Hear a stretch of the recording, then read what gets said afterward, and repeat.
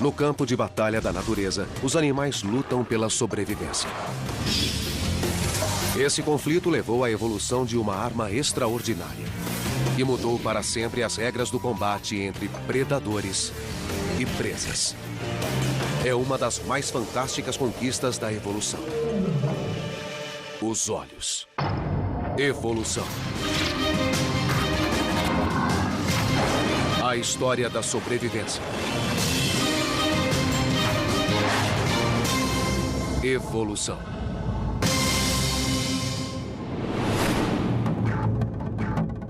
O reino animal engloba milhões de espécies. E mais de 95% delas têm um traço em comum: o sentido da visão. Os olhos estão por toda parte.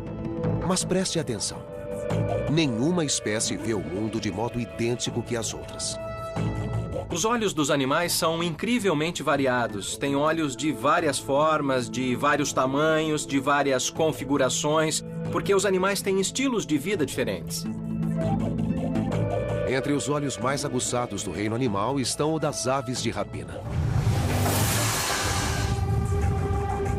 Para encontrar presas pequenas estando a grandes alturas, é preciso uma vista excepcional. E a evolução deu às aves de rapina uma visão inigualável. Essa águia avista sua presa a mais de 1,5 km de distância.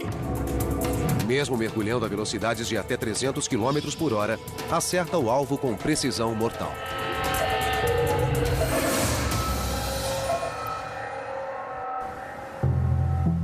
O segredo da eficiência da águia? A anatomia de seus olhos. Na maioria dos casos, quanto maiores os olhos do animal, mais nítida é sua visão. E os olhos da águia são enormes. As águias são 50 quilos mais leves que nós. Mas seus olhos pesam o mesmo que os nossos. E o tamanho é só o começo.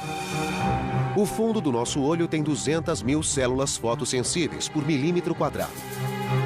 A da águia tem 1 milhão, o que proporciona uma resolução e imagem 5 vezes maior. O cristalino, mais plano, situa-se mais longe da retina que o nosso.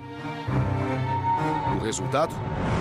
Uma visão penetrante como a de um telescópio, que torna a infeliz presa 3 vezes maior do que a visão que nós temos dela.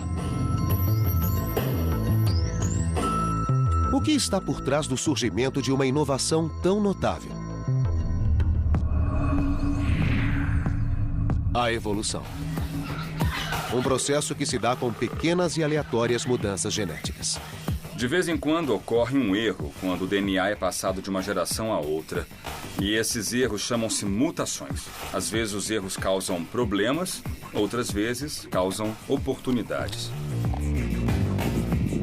A seleção natural aprova as mutações que promovem a sobrevivência e a reprodução. As espécies que não conseguem se adaptar desaparecem. 99% de todas as espécies já se extinguiram com o passar do tempo. As restantes sobreviveram graças a mutações que lhes deram características especiais. A águia desenvolveu olhos entre os mais eficientes da natureza. Mas muitos outros tipos de olhos foram evoluindo com o tempo. Os olhos dos animais são um excelente exemplo de evolução convergente. Os olhos de todos os diferentes animais que existem hoje no planeta não evoluíram a partir de um mesmo olho ancestral, não. Os olhos evoluíram numerosas vezes em diferentes linhagens. O notável é que a evolução usou os mesmos genes básicos para formar os olhos de criaturas tão diferentes quanto moscas, lulas e seres humanos. Pesquisas apontam uma origem para esses elementos básicos da visão há 600 milhões de anos. Os oceanos eram calmos. Não havia predadores gigantescos para enfrentar, criaturas armadas e prontas para o combate. A vida marinha era simples. Os animais tinham 2 tamanhos: pequeno e super pequeno. Eram macios, com pouca proteção. E tinham uma só velocidade: lenta. Mas foi então que um grupo de criaturas deu um passo dramático em direção à visão. Esses pioneiros estão extintos há muito tempo. Mas uma das mais antigas linhagens existentes que ainda nadam nos oceanos permite vislumbrar o passado. A medusa. Os biólogos Alex Goodell e Chad Widmer, do Aquário da Baía de Monterey, procuram um exemplar para testes Vai pegar? que lhes permitam entender as origens da visão. Ah, eu encontrei uma que parece muito boa. Esta é uma Poliorchis, uma espécie de medusa.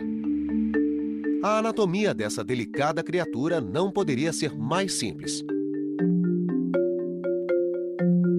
Não tem esqueleto, coração ou cérebro.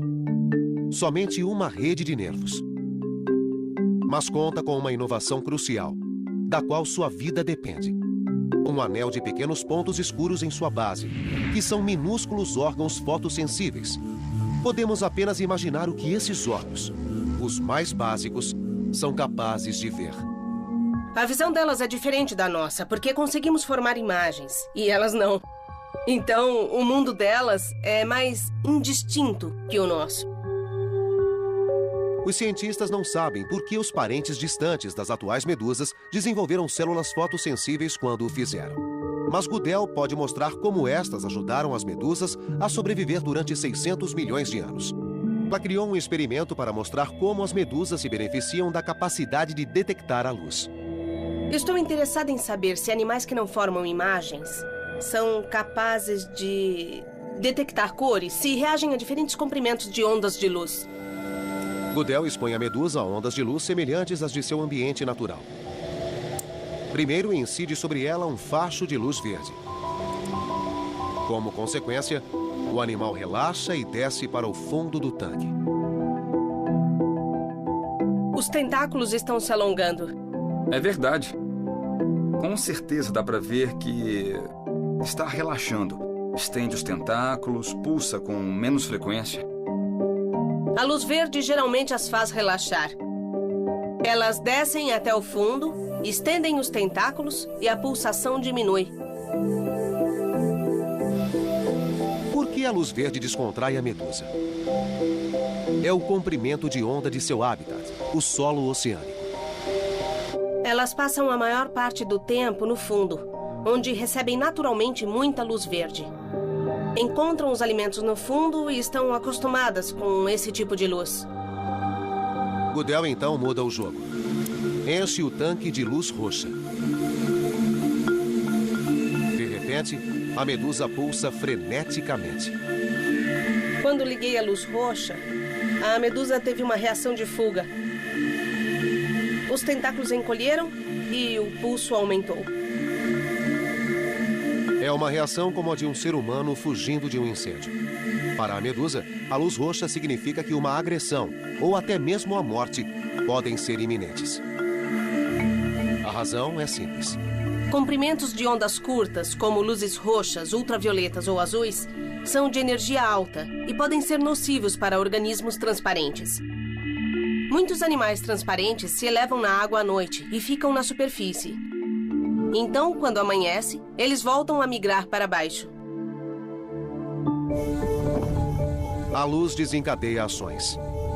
Embora simples, esse sistema de visão ajudou as medusas a sobreviver durante 500 milhões de anos, enquanto buscavam alimentos e fugiam de predadores. Mas a evolução dos olhos continuaria. Há mais de 500 milhões de anos, as águas calmas foram tomadas por um novo tipo de criatura. Os olhos, em breve, fariam um grande avanço e iniciariam uma corrida evolutiva que mudaria para sempre a vida na Terra.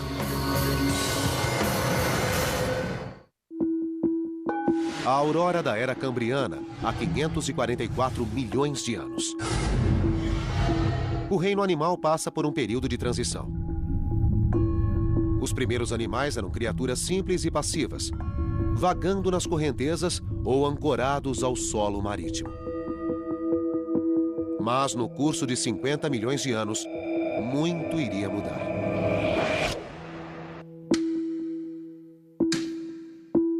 A vida passou por uma transformação explosiva. milhares de novas espécies despontaram, inclusive os ancestrais oceânicos dos dinossauros, elefantes e seres humanos. Foi o Big Bang da evolução, a explosão cambriana. Antes dessa época, havia poucos animais no planeta Terra, se é que havia. E num período de 20 a 30 milhões de anos, todos os grandes grupos de animais surgiram no registro fóssil e começaram a se diversificar. Foi um tempo de grandes mudanças evolutivas. Cientistas como Bruce Lieberman estão descobrindo pistas antigas sobre o motivo dessa explosão. É uma das grandes perguntas sem resposta da evolução. Darwin fala da explosão cambriana em A Origem das Espécies, de 1859. Estava perplexo com o rápido aparecimento dos organismos. Queremos saber quais gatilhos causaram essa explosão de vida. As criaturas que emergiram do período cambriano eram maiores e mais móveis que suas predecessoras. Além disso, desenvolveram armas para lutar. Um aspecto importante da explosão cambriana é ter sido uma corrida evolucionária. Pela primeira vez, as criaturas desenvolveram as armas naturais com que ainda lutam hoje. Mandíbulas, garras, armaduras e a mais crucial de todas. Os olhos surgiram. São óbvios, existem, e não há evidências de olhos complexos antes da explosão cambriana. Foi o primeiro tipo de olho a surgir no registro fóssil. Olhos compostos. Invenção de um grupo de artrópodes chamado trilobitas. Os artrópodes são animais de membros articulados que hoje incluem os crustáceos, insetos, aranhas, etc. O tipo de olho desses artrópodes é o olho composto. De perto, é claro que esses olhos não se parecem com os nossos. Veja essas duas estruturas redondas na cabeça. Quando examinamos em detalhes, vemos pequenos corpos circulares numa série de fileiras. Cada uma tem muitos desses círculos e vemos que se trata de olhos com muitas lentes. Os olhos dos trilobitas foram um dos primeiros resultados da corrida armamentista no mundo animal. Coincidência? Ou a evolução de olhos mais eficientes teria sido a fagulha que causou a explosão cambriana? A visão é o que permite que haja presas e predadores.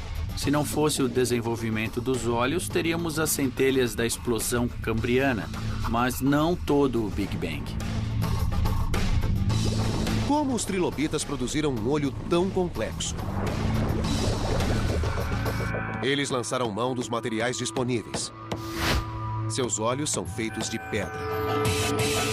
Esta pedra é calcita, e é a mesma pedra ou mineral que compõe o olho dos trilobitas. A pele dos trilobitas secretava esse mineral para formar suas carapaças e olhos rígidos. É disso que o esqueleto é feito. Tiveram de desenvolver o olho com essa substância. Temos um bom registro de como eram os olhos deles. Sem a calcita, os trilobitas seriam não só nus, como cegos. Esses olhos de cristal representaram um grande avanço em relação às células fotossensíveis. E deram aos trilobitas uma enorme vantagem em termos de sobrevivência. Os olhos que existiam antes da explosão cambriana estavam longe de ser tão complexos como o tipo de olho dos trilobitas. O olho composto permitiu que perseguissem melhor as presas ou encontrassem carcaças para comer. Verdadeiros visionários, os trilobitas diversificaram e sobreviveram por quase 300 milhões de anos. Até que uma extinção em massa varreu o último dessa espécie. Mas outros artrópodes sobreviveram. E um grupo levou o olho composto a um outro patamar. Os insetos. A forma de vida animal mais abundante no planeta são os insetos. Há literalmente mais de 1 milhão de espécies de insetos. Todos têm o complexo olho composto. Os primeiros insetos evoluíram há cerca de 400 milhões de anos. Embora os insetos e os trilobitas tenham um ancestral comum, não são seus descendentes diretos. Segundo estudos, eles desenvolveram os olhos compostos independentemente, mas a partir do mesmo modelo genético. Uma série de lentes microscópicas que se combinam para formar uma imagem. Quanto maior o número, maiores os detalhes. Moscas rajadas têm centenas de lentes por olho. As abelhas têm incríveis 7.000 lentes. Mas a evolução levou um inseto a desenvolver um olho composto de espantosa complexidade. A libélula. Surpreendentemente, cada olho tem 29.000 lentes, tornando-o um fabuloso detector de movimento. Quando persegue uma presa veloz, chega a atingir 60 km por hora. Os olhos não focalizam bem, mas sua velocidade de processamento é extraordinária, distinguindo imagens 5 vezes mais rapidamente que os nossos. O resultado são reflexos relâmpago, ideais para sincronizar ataques e evitar colisões em alta velocidade.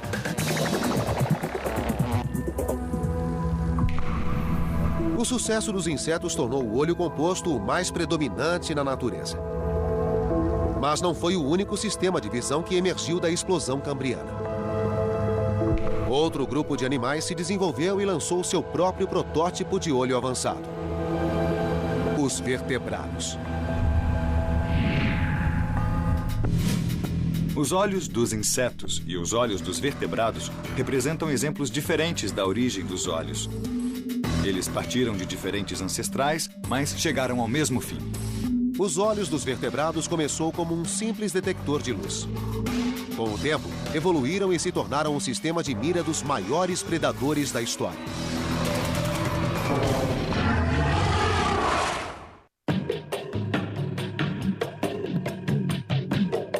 Dentre as criaturas da Terra, muitas têm olhos semelhantes aos dos seres humanos.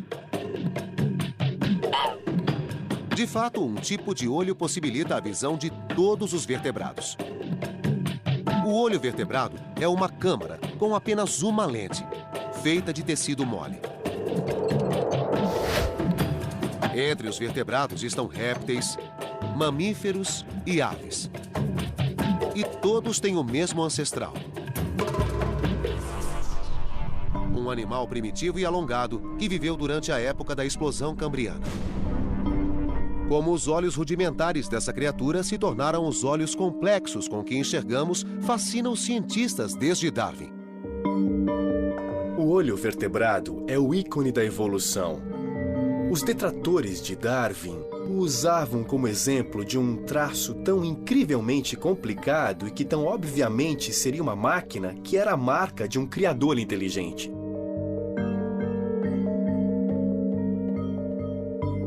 A famosa resposta de Darwin foi passar por uma série de etapas evolutivas e mostrar que se pode começar com células fotossensíveis na superfície da pele e, a partir daí, criar um olho numa região rebaixada ou colocar as células fotossensíveis nessa região, criando o primeiro senso de direção. E, a partir daí, pode-se criar outros tipos de partes oculares para focalizar. E assim ele mostrou que era plausível que uma série de etapas tivesse levado ao complexo olho-câmera. Esse novo olho predominou entre as criaturas marinhas, fornecendo uma arma avançada na batalha entre predadores e presas. Os genes formadores de olhos foram passados para todos os ramos da árvore dos vertebrados, do primeiro peixe aos tubarões. E para os habitantes de águas rasas, que passariam a visar um mundo inexplorado. A Terra. Uma nova arena que um grupo de predadores viria a dominar. Essas criaturas, os dinossauros carnívoros, surgiram há 230 milhões de anos. Durante os 160 milhões de anos seguintes, governariam o reino animal, enchendo o registro fóssil com os ossos de suas presas vencidas. O que tornou os dinossauros carnívoros predadores tão eficientes? Seu tamanho? Sua velocidade? Sua série de armas mortais? Tais traços são comuns a qualquer mega predador. mas são inúteis sem outra técnica vital: a capacidade de mirar presas. Os dinossauros carnívoros certamente tinham os maiores olhos da história. Mas como sua visão os ajudou a se tornar predadores tão extraordinários? A missão do paleontólogo Kent Stevens é responder essa pergunta.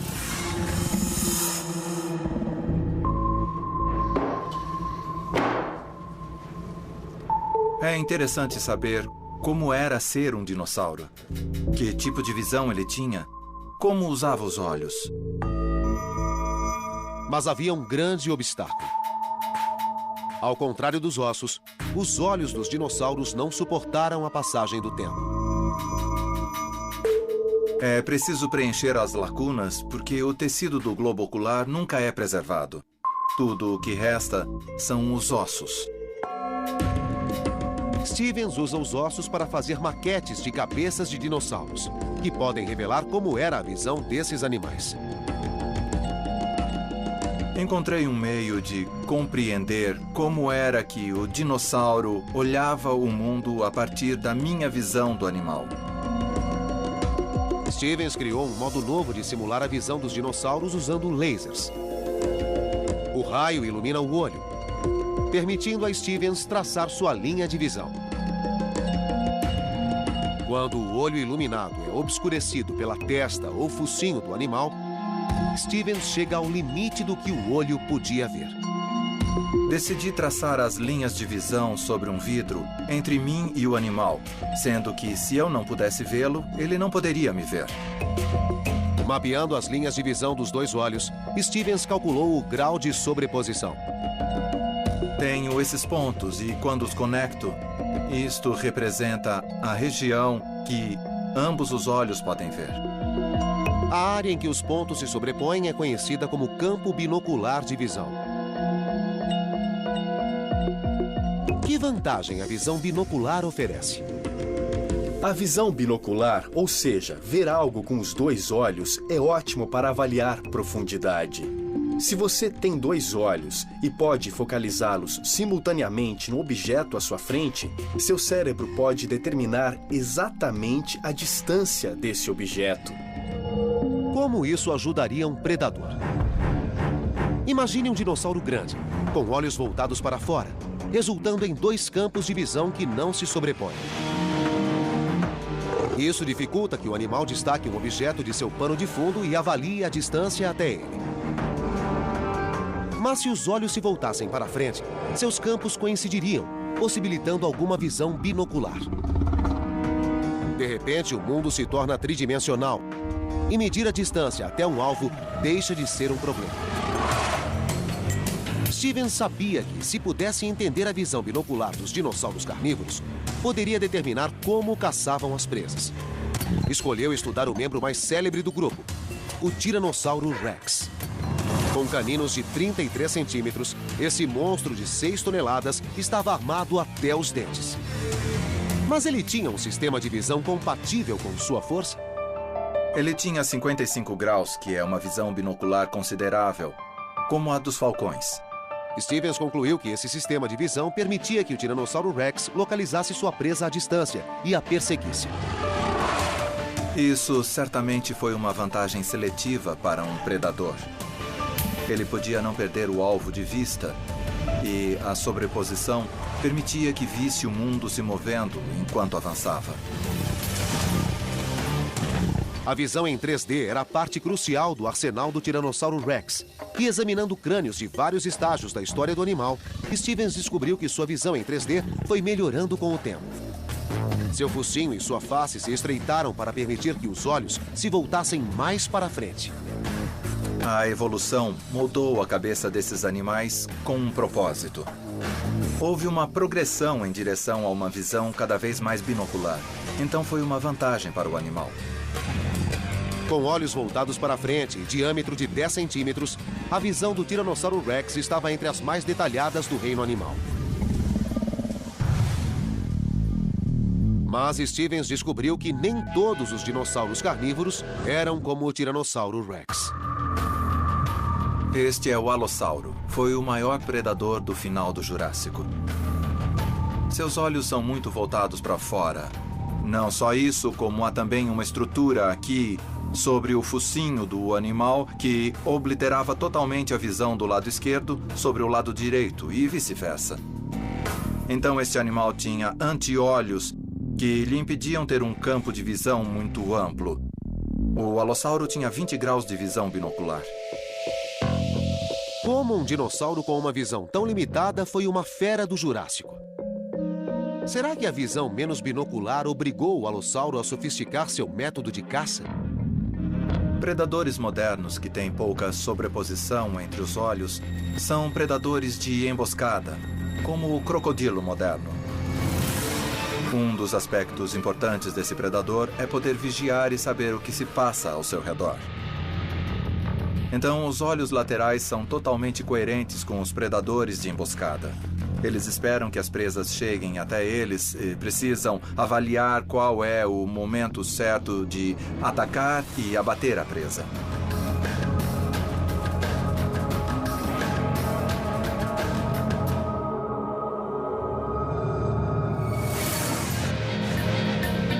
Os dinossauros revelam que a mesma estratégia evoluiu continuamente na visão dos predadores. No caso das presas, a estratégia é oposta. A visão delas evoluiu de modo a ajudá-las a escapar dos predadores. Enquanto os caçadores desenvolviam olhos cada vez mais próximos para mirar as presas, os olhos destas se afastavam cada vez mais. Hoje, os coelhos levam essa estratégia ao extremo, com visão de 360 graus. Os olhos dos coelhos situam-se nas laterais superiores do crânio. Sua visão não é tridimensional, mas lhes permite ver ameaças em qualquer ângulo. Os coelhos, tal como os humanos, são mamíferos. E quando os dinossauros ainda dominavam a Terra, aos nossos ancestrais mamíferos não bastava ficar de olhos abertos. Para sobreviver, precisaram desenvolver uma nova visão, que lhes permitisse coexistir com criaturas que ameaçavam sua existência.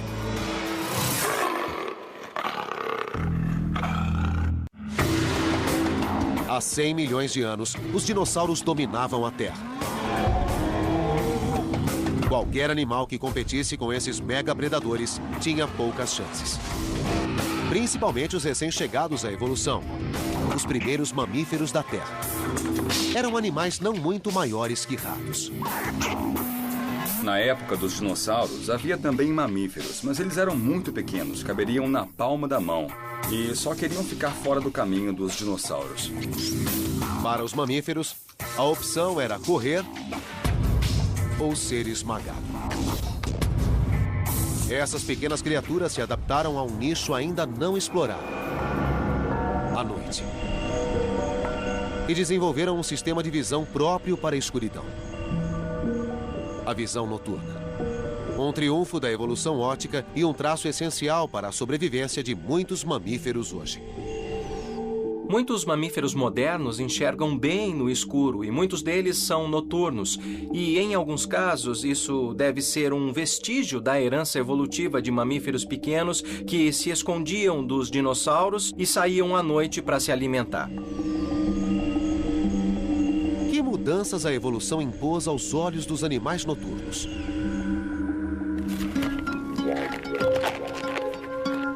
É uma pergunta que Chris Kirk tenta responder.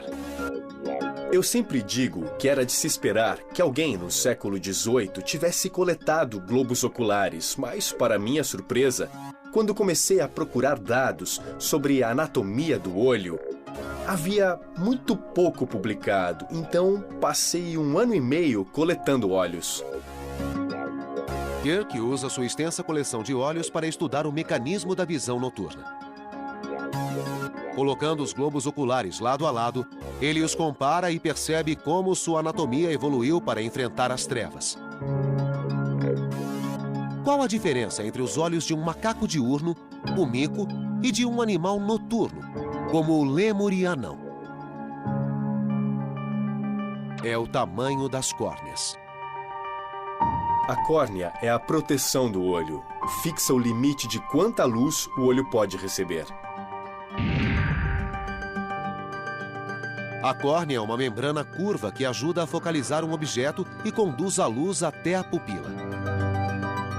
A luz atinge a retina, onde é convertida em impulsos elétricos que são transmitidos ao cérebro pelo nervo óptico. Esse complexo processo se dá num piscar de olhos. O macaco diurno tem córnea muito pequena porque não precisa deixar entrar tanta luz, como é o caso do lêmure noturno, cuja córnea grande ocupa quase toda a superfície anterior do globo. Os caçadores noturnos precisam de uma córnea maior para pegar criaturas velozes no escuro. E um animal noturno radicalizou essa anatomia. Os társios são totalmente singulares. Não há nada semelhante no mundo dos olhos vertebrados. O diâmetro da córnea do társio é quase igual ao diâmetro do globo ocular. Existem 5.400 espécies de mamíferos. Proporcionalmente, nenhuma tem olhos tão grandes quanto os do társio. Com 15 centímetros, é um dos menores predadores do mundo, mas seu sistema de vigilância supera o de seus adversários. Os társios precisam de uma visão que seja muito sensível e aguçada. Um dos únicos modos de conseguir isso é ter olhos cada vez maiores, e foi o que os társios fizeram. São tão grandes que superam o tamanho do cérebro. Este é o olho de um társio filipino, e veja que sua córnea é um pouco maior que as minhas córneas. Mais incrível ainda é que a cabeça do társio é só deste tamanho. Os olhos do társio são tão grandes que precisam de apoio extra para não cair. O globo ocular ultrapassa os limites da órbita e tem fortes tecidos conectivos nas pálpebras para manter o globo no lugar. A criatura compensa os olhos imóveis com um pescoço que gira a mais de 180 graus. As adaptações visuais do társio mostram a que extremos chega a evolução. Muitos animais, como os grandes felinos, encontraram outro modo de aumentar a visão noturna. Presentes em fábulas e contos de fadas, olhos que brilham no escuro assustam crianças há séculos. Mas o que é um pesadelo para alguns, para outros é uma dádiva da evolução. Eles nos enxergam muito bem, muito melhor do que nós os vemos. Com certeza. Se um deles nos perseguisse, nem notaríamos sua presença. Mesmo sem luz, eles sabem quando e quem está vindo. A função dos olhos brilhantes vai além de assustar. Essa adaptação tornou os felinos excepcionais caçadores noturnos. Esses animais são muito ativos à noite e nós podemos ouvir os barulhos que fazem, em especial o leão, que começa a rugir a essa hora. Oi, Kiki. E com o brilho dos olhos, não só eles enxergam a presa melhor, como assustam mais qualquer outro predador. A fonte do brilho está oculta na anatomia dos olhos felinos. Espere. Ao dissecar cuidadosamente, Kirk revela seu funcionamento interno. Primeiro, a retina. Depois, o tecido fotossensível que reveste o fundo do olho, uma região chamada tapetum lucidum. Tapetum lucidum quer dizer tapete brilhante em latim. É o tapete brilhante no fundo do olho atrás da retina. E como esse mecanismo funciona? No olho humano, há um pigmento preto atrás da retina que absorve a luz para que não se disperse. Mas em espécies com o tapetum, a luz que não é absorvida pela retina repercute no tapetum, o espelho atrás da retina, e tem uma segunda chance de ser absorvida. Portanto, existem duas chances de absorver cada fóton de luz que o olho captura. Ao repercutir, parte da luz é refletida para fora, causando o efeito brilhante. Para os felinos, esse mecanismo traz benefícios extraordinários. 1/6 da luz de que os humanos precisam lhes basta para suas atividades noturnas. Acho que o tapetum é uma adaptação maravilhosa. Foi uma solução muito elegante para um problema biológico muito objetivo. E colocar um espelho atrás da retina para aumentar a sensibilidade é muito simples. Os felinos não foram os únicos mamíferos a desenvolver soluções engenhosas para enxergar à noite. Outras espécies chegariam ao mesmo resultado, de modo totalmente independente.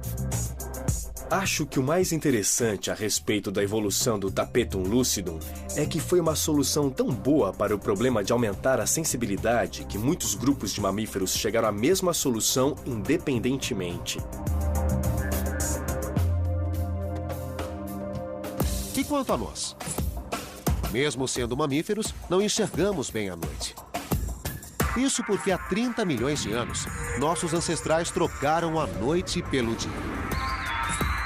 Quando esses primatas se mudaram para um novo nicho, desenvolveram olhos capazes de ver o mundo como nunca antes. O olho humano é capaz de decifrar 2,3 milhões de cores com velocidade e precisão que fazem um computador parecer lento. Nossa visão de cores é superior à de muitos outros mamíferos, que precisam sobreviver com bem menos. Para os cães, o mundo é virtualmente destituído de cores. Apenas um pequeno número de espécies, incluindo nossos parentes primatas, são capazes de ver uma gama completa de amarelos, azuis, verdes e, mais importante, vermelhos. Mas os primeiros primatas não possuíam essa exímia visão de cores. Sua evolução se deu na esteira de uma extinção em massa. 66 milhões de anos atrás, um asteroide gigantesco causou a extinção dos dinossauros não aviários e abriu caminho para o surgimento dos mamíferos. Depois do fim dos dinossauros, os mamíferos se espalharam. De repente começaram a se diversificar e um grupo de mamíferos, os primatas, foram direto para as árvores. Quando foram para o alto das florestas, os primatas se tornaram uma nova espécie. Uma das linhagens passou a ser diurna. Os ancestrais dos atuais macacos e humanos. E seus olhos passaram por uma nova adaptação inexistente nas espécies anteriores. A expansão da visão das cores. Uma gama padrão de cores, que consistia de azuis e verdes, passaram a incluir vermelhos. Por que os primatas precisavam ver o vermelho nesse novo mundo? Os biólogos buscam pistas nos primatas de hoje. O macaco guariba é um animal singular que pode nos ajudar a entender nosso próprio passado evolucionário. O biólogo Nate Domini passou a carreira pesquisando primatas para entender nossa própria evolução. Eles são quase como uma máquina do tempo para saber como o macaco ancestral na África e na Ásia teria sido. Nós podemos obter pistas de como era sua dieta, seu comportamento, sua anatomia. E esse animal ancestral foi quem deu origem a todos os macacos posteriores e depois aos humanos. Domini queria saber por que a seleção natural favoreceu uma melhor visão de cores em nossos ancestrais. O que eles ganharam conseguindo ver a cor vermelha? Domini passou um ano estudando primatas em seus hábitats naturais.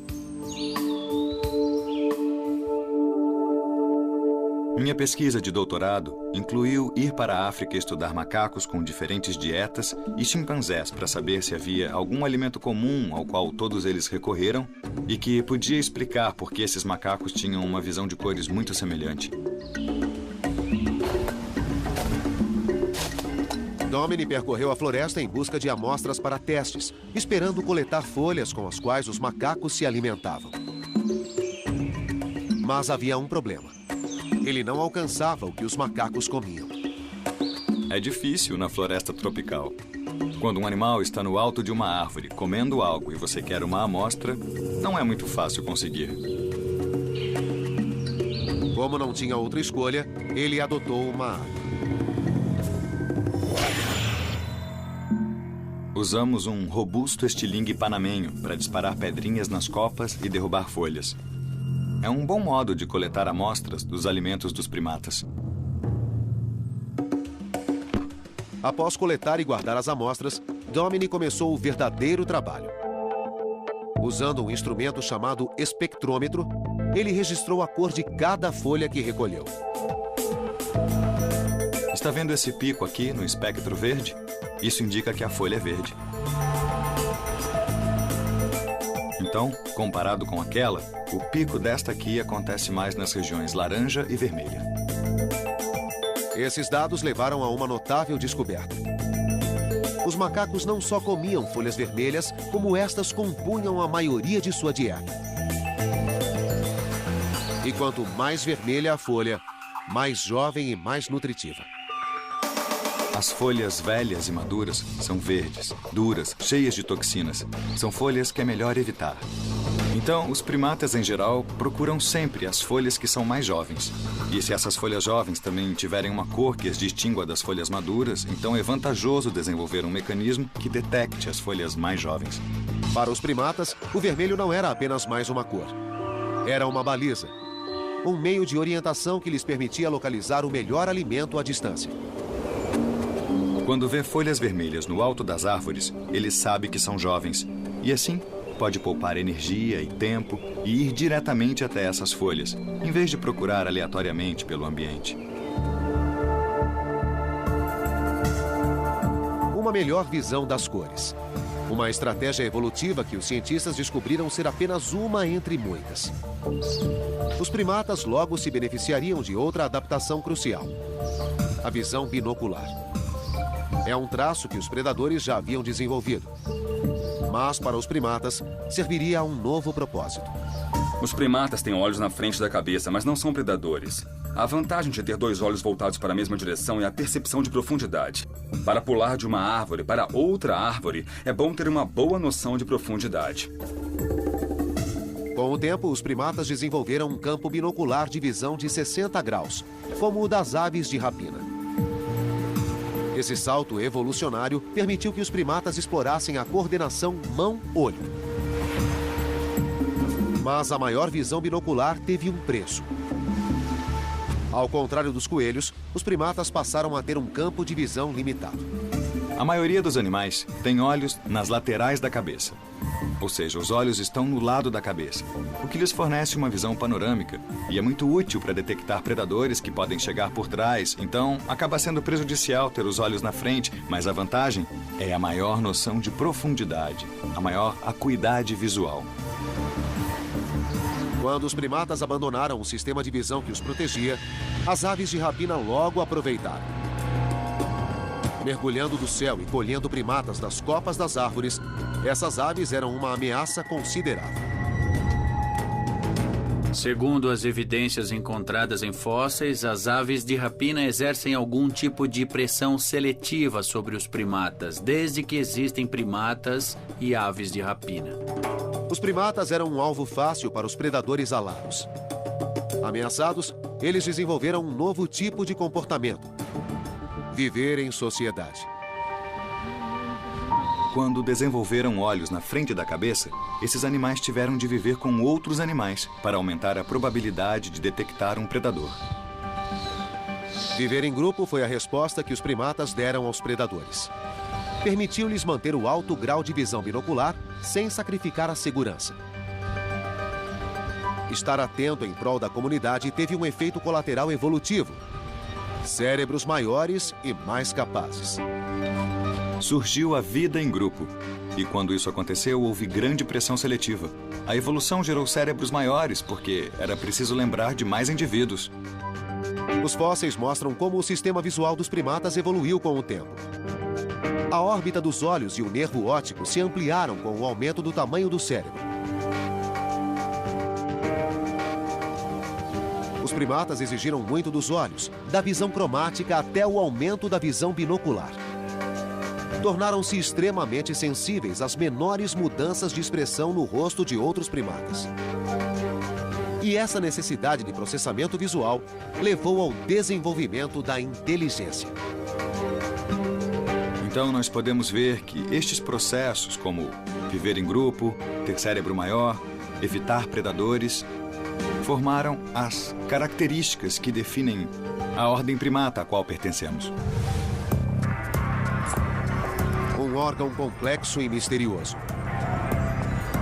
que move a evolução há mais de 500 milhões de anos e estimula uma eterna competição entre predadores e presas. E se tornou um componente indispensável para milhões de espécies. o Homo. Um motor da evolução e uma de suas grandes obras-primas.